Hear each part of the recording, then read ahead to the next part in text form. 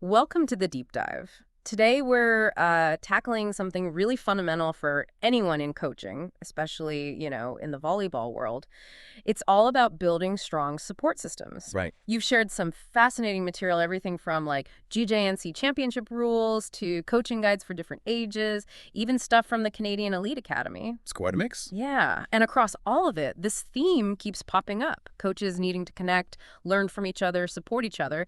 So our mission today really is to unpack how coaches can build these vital networks and explore the power of mentorship within that. Yeah. And what's interesting right off the bat is how the sport structure itself kind of hints at this need for support. You look at those GJNC regulations, for instance. You've got defined roles, head coach, assistant coaches. Uh-huh. Now, it's not explicitly labeled mentorship, but that structure, it sets up this inherent opportunity for guidance, for learning. Okay. And then the coaching guys you mentioned, they really hammer home how complex the job is. You're a teacher, mentor, role model, leader. Mm-hmm. All rolled into one. Exactly. You have a huge impact on the athletes. Yeah. So it makes you think, okay, beyond just the official coach titles, what else do they need? What support is really essential? Okay, let's dig into that structure first then. The GJNC rules, yeah, they're mostly about tournament logistics, but they do set up that team dynamic. Head coach, assistants, and like you said, not officially mentorship, but you can totally see it. Yeah. Assistants helping with practice plans, game strategy, maybe focusing on certain skills. That's straight from the comprehensive guide. It feels like a built-in way to learn, right, within the staff itself. Absolutely. It's almost like an embedded apprenticeship, like you hinted earlier. Yeah. And if you connect that to the idea of continuous growth, which pops up in a few of these sources, that internal support looks even more valuable. The coaching approaches source, for example, talks about coaches needing to improve through feedback, reflection, professional development. Right. Well, who's better placed to give you regular, relevant feedback than someone coaching right alongside you? Good point. Makes sense. And similarly, the Canadian Elite Academy. Yeah. Okay, it's focused on the athletes moving through tiers, sure. But implicitly, you've got coaches observing different methods across those tiers, maybe discussing things. So there's learning happening there too, potentially. Okay, but here's where I think it gets really interesting, moving beyond just the immediate coaching staff, like the informal stuff. That coaching approaches source mentions a non-interference policy in academies. Coaches respecting each other's methods during drills. Now, first glance, maybe that just sounds like, staying in your lane, professional boundaries. Okay, yeah. But think about it, creates this space where you can actually watch other coaches work, see different techniques, different strategies without jumping in. I see what you mean. So observation first. Yeah. And that observation could lead to maybe later some really good discussions or just personal reflections, sparking new ideas. That's a great point. It's about that balance, isn't it, between your own style and learning collaboratively.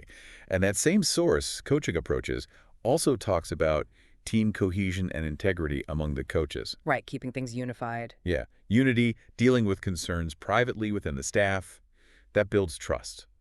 And you need that trust, that support to handle the tough stuff that inevitably comes up. Definitely. Plus, you've got the comprehensive guide and the LTAD framework, the long-term athlete development one, both talking about go to clinics, workshops. For continuous learning. Exactly. And that's not just for the players. It's huge for coaches, too. Expanding your knowledge, sure, but also building that wider network. Yeah. Meeting people who get it. Yeah, connecting with peers. And the LTAD even mentions international exchanges, getting exposed to totally different ways of coaching. And those challenges you mentioned, they're definitely real. The comprehensive guide and that Sport Coaching Internet Kids book, too, they talk about managing parent expectations, those conversations. Oh, yeah. Always tricky. You can just imagine, right? A coach is dealing with a really tough parent situation. How helpful would it be to call someone up, someone in their network who's been there? Absolutely. Get some advice. Or maybe just vent, Yeah. Just having someone who understands. Totally. And it's not just parents. Yeah. Think about dealing with behavior issues on the team, maintaining discipline.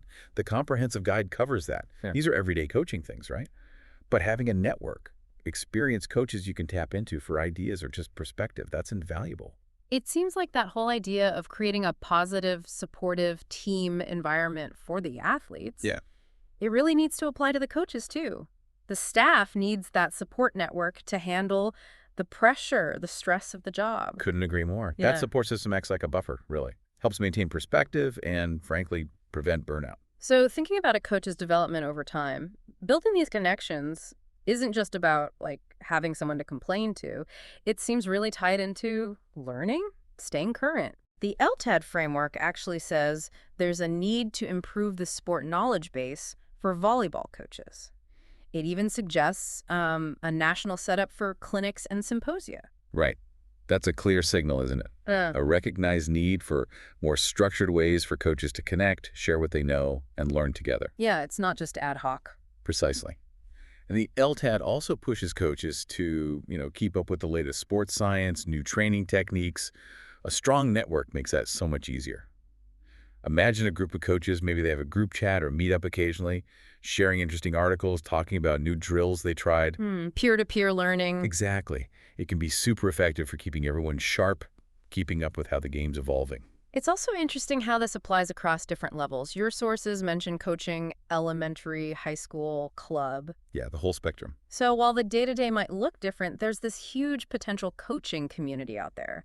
Potential for cross-level support, mentorship. For sure. Like a veteran high school coach could offer amazing insights to someone just starting out with, say, 10-year-olds. Right, or the other way around. Maybe the youth coach has fresh ideas on teaching fundamentals. True. And even something like the GJNC regulations. Okay, it's focused on that older club level, but it implies this whole network of club directors, coaches, all interacting, sharing info in that competitive space. Yeah, they have to coordinate. They do.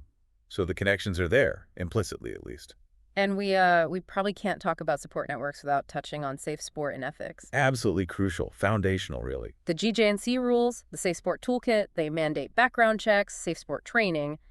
That sets a baseline, right, for safety and ethics across the board. It has to.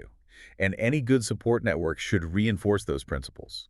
It should be a place where people feel comfortable discussing ethical questions, upholding standards. Right. And coaching approaches mentions appropriate conduct, boundaries. Yeah, all part of creating a coaching culture that puts athlete well-being first.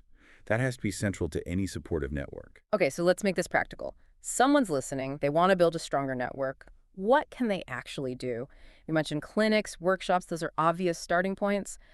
But maybe more day-to-day things. Well, just talking to other coaches at tournaments is huge. Don't just stand there, strike up a conversation. Ask about a drill you saw them run. Share something you're struggling with. Exchange numbers, maybe. Be proactive. Exactly. And while the sources don't detail this, things like online forums, social media groups for coaches, those could be really valuable too. Connects you beyond your immediate geography. The main thing is reaching out, being willing to connect, offer support, and also ask for it. Okay, and what about within their own immediate circle, like their own staff or coaches they see all the time? How do you foster that mentorship culture? Being a mentor, being a mentee?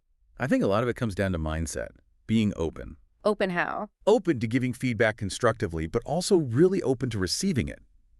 Creating an environment where it's safe to talk honestly about what's working, what's not. Psychological safety. Yeah, basically. And if there's someone who's coaching you admire, don't be afraid to ask them questions. Ask for their perspective. Seek them out. And the flip side. Be willing to share your knowledge, too. Yeah. If a newer coach asks for help, offer it. Mentorship isn't a one-way street. It's about that exchange, right? Everyone benefits. So wrapping this up, as we've kind of explored through this deep dive, coaching is incredibly rewarding, but man, it's demanding. No question. And all these different sources, in their own ways, they really underscore how vital it is for coaches to connect. Whether it's formally like assistant coaches or informally in academies or just being part of the wider coaching world. Right, yeah. Building these networks isn't just about, swapping drill ideas. It's way deeper. It's about creating that space for constant learning, getting help with challenges, and just making the whole profession stronger, more resilient. Yeah, well said. And maybe here's a final thought to leave people with. Think about it. Volleyball put such a massive emphasis on teamwork, communication, support on the court. How deliberately are we building that same culture, that collaboration, that mentorship among the people leading from the sidelines? Good question. Was one small thing, one step you could take, maybe even today, to reach out to another coach.